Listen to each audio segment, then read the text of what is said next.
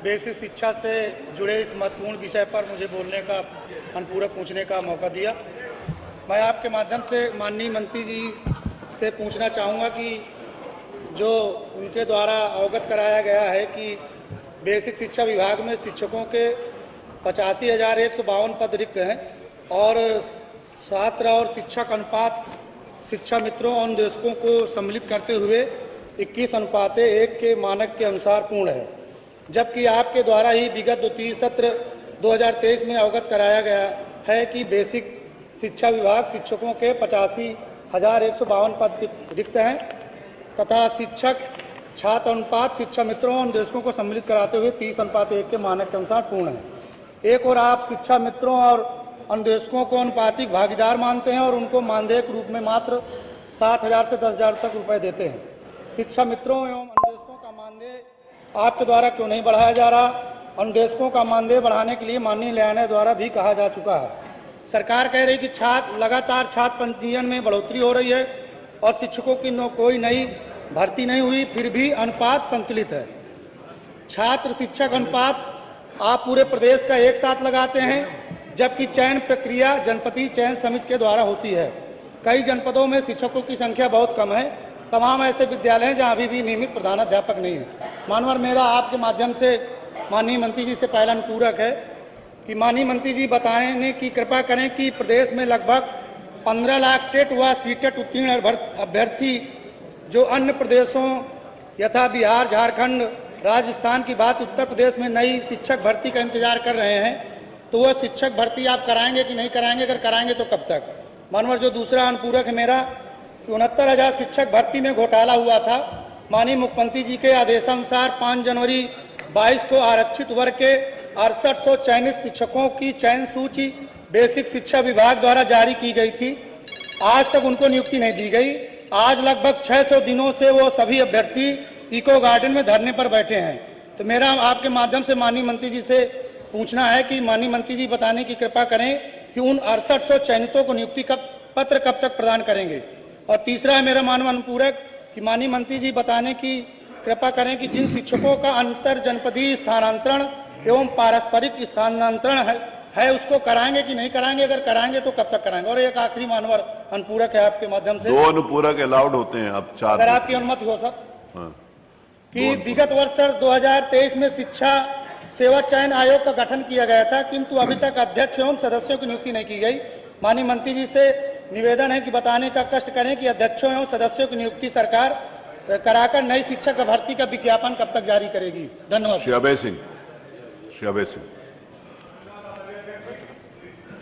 आज आपने हमें उत्तर प्रदेश के पढ़े लिखे शिक्षित बेरोजगारों के विषय में बोलने का अवसर प्रदान किया, इसके लिए मैं आपके बहुत बहुत आभारी हूं। आदरणीय अध्यक्ष जी, हमारा प्रश्न लगा था, उसे माननीय मंत्री जी ने जो अनुपात और समानुपात का जवाब बना करके खेल किया है, उस खेल द्वारा सरकार द्वारा बेरोजगार नौजवानों का भविष्य बिल्कुल अंधकार में होता चला जा रहा है। हम आपसे कहना चाहते हैं कि माननीय सुप्रीम कोर्ट के निर्देशानुसार जो शिक्षा मित्र हैं और जो अनुदेशक हैं, ये ट्रेंड शिक्षक नहीं माने जाते हैं, लेकिन फिर भी जब इनको छात्र और शिक्षक का एक रेशियो बनाया जा रहा है तो उसमें इनको शामिल करके और रेशियो बना करके हम लोगों को अवगत कराया जाता है। उसके बाद लिखा जाता है 85,152 पद खाली है। आदरणीय अध्यक्ष जी, और उस रेशियो के अनुसार हमारे उत्तर प्रदेश में कुछ आकांक्षी जनपद भी हैं। आकांक्षी जनपद का अर्थ ऐसे है कि वो जनपद जिनकी सामाजिक और आर्थिक स्थिति में बहुत खराब है। जैसे उन जनपदों में आता है चित्रकूट, फतेहपुर, सिद्धार्थनगर, बहराइच, श्रावस्ती, बलरामपुर, चंदौली, सोनभद्र। बहुत से एकल विद्यालय हैं, बहुत से और विद्यालय हैं। तो जो अनुपात बनाया गया है, समानुपात बनाया गया है, वो इन विद्यालय की इकाई को ना मान करके पूरे प्रदेश को इकट्ठा करके बनाया गया है, जो कि इस सदन के माध्यम से पूरे उत्तर प्रदेश की जनता गुमराह हो रही है। आदरणीय अध्यक्ष जी, हम आपसे कहना चाहते हैं और आपका संरक्षण भी चाहते हैं कि जूनियर विद्यालयों का भी इसमें कोई आंकड़ा नहीं दिया गया जो आपने समानुपात कर दिया है। न ही सरकार ने आज तक कोई प्रयास किया कि जो जूनियर के शिक्षक हैं पिछले 7-8 वर्षों से उनका कोई प्रमोशन नहीं किया गया है। हमारा आपसे अनुरोध है, हमारे 2 इसमें प्रश्न हैं अनुपूरक। नंबर 1 ये, अभी सुप्रीम कोर्ट ने एक निर्देश जारी किया है, उस पर भी सरकार ने कुछ नहीं किया है। तो पहला प्रश्न है कि सरकार बीएड अभ्यर्थियों को, जो कि लाखों की संख्या में घूम रहे हैं, जो कि टीईटी पास है, सुपर टेट पास हैं, उनको न्याय दिलाने के लिए क्या सुप्रीम कोर्ट रिव्यू पिटीशन दाखिल करेगी? और दूसरा प्रश्न यह है कि माननीय सुप्रीम कोर्ट के अनुसार अगर शिक्षा मित्र अनुदेशक शिक्षक नहीं माने जाते हैं तो सरकारी अफसर उस आंकड़े को सही करें कि कितने शिक्षक हैं और कितने छात्र हैं। तो शिक्षक और छात्र का सही अनुपात चिन्हित करते हुए क्या उनके सापेक्ष नई भर्ती निकालेंगे, जिससे कि उत्तर प्रदेश में जो लाखों नौजवान बीएड करके, टेट करके, सुपर टेट करके बेरोजगार घूम रहे हैं, ऐसे बेरोजगार नौजवानों को उनकी नियुक्ति मिले, उनको नौकरी मिले।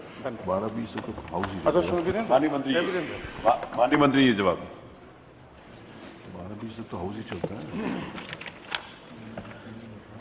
माननीय अध्यक्ष जी, माननीय सदस्य ने छात्रों और शिक्षकों के अनुपात को लेकर के प्रश्न उठाया और वर्तमान में शिक्षा विभाग के अंतर्गत शिक्षकों की कोई नियुक्ति की गई है क्या, उसको लेकर के उन्होंने जानकारी मांगी है। मैं आपको अवगत कराना चाहता हूं आपके माध्यम से माननीय अध्यक्ष जी कि वर्तमान में बेसिक शिक्षा विभाग के अंतर्गत, जिस तरह से माननीय सदस्य भी अभी कह रहे थे, क्योंकि हमारे शिक्षा मित्र और अनुदेशक दोनों पठन पाठन के कार्य में सहयोग करते हैं और विद्यालय में जो भी शैक्षणिक कार्य बच्चों के लिए कराए जाते हैं उसमें उनका भी योगदान रहता है। हमारे बेसिक शिक्षा विभाग के अंतर्गत अंशकालिक अनुदेशक और शिक्षा मित्र और हमारे सहायक अध्यापक सभी लोगों को मिला करके हमारे पास 6,28,915 शिक्षकों की संख्या अभी वर्तमान में प्रदेश में उपलब्ध है और जो हमारा छात्रों का और शिक्षक का अनुपात होना चाहिए, जो प्राइमरी में एक शिक्षक 30 बच्चों के लिए होना चाहिए और अपर प्राइमरी में 35 बच्चों पे एक शिक्षक होना चाहिए। इस अनुपात को हम सब लोग अभी बरकरार रखे हुए हैं और इस अनुपात जब पूरा है तो पठन पाठन के कार्य में किसी तरह की कोई दिक्कत नहीं आ रही है। और मैं बताना चाहता हूं कि हमारी सरकार के अंतर्गत पिछले 2017 से लेकर के अभी तक 1,26,371 नए शिक्षकों की नियुक्ति भी की गई है, जिससे जो शिक्षकों का अनुपात है उसको हम सब लोगों ने बराबर लेकर के आने में हम सब लोगों ने प्रयास किया और शिक्षा व्यवस्था को और सुदृढ़ और मजबूत बनाने का काम किया गया है।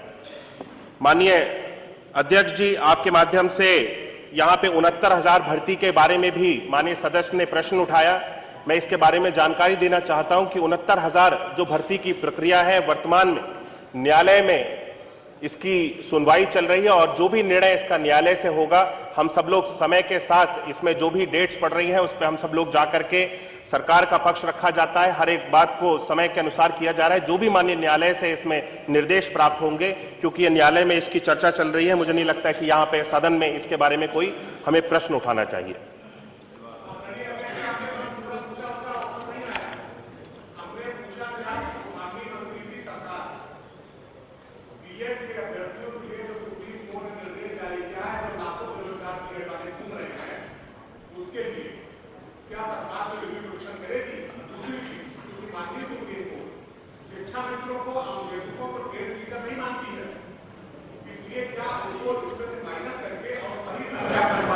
क्या शिक्षकों की भर्ती की जाएगी? माननीय मंत्री इसका जवाब देना चाहिए। वर्तमान में माननीय अध्यक्ष जी, जिस तरह से मैंने बताया कि अनुपात अभी बराबर है और पठन पाठन के कार्य में किसी तरह की कोई दिक्कत नहीं आ रही है। शिक्षा मित्र और अनुदेशकों के माध्यम से जो पढ़ाई का कार्य है वो किसी भी तरह से बाधित नहीं हो रहा है। अभी वर्तमान में सरकार की कोई भी नई नियुक्ति निकालने की प्रक्रिया अभी प्रक्रियाधीन नहीं है। अगर आने वाले समय में होगी तो सदन को उसके बारे में जानकारी दी जाएगी। संख्या 2 स्वामी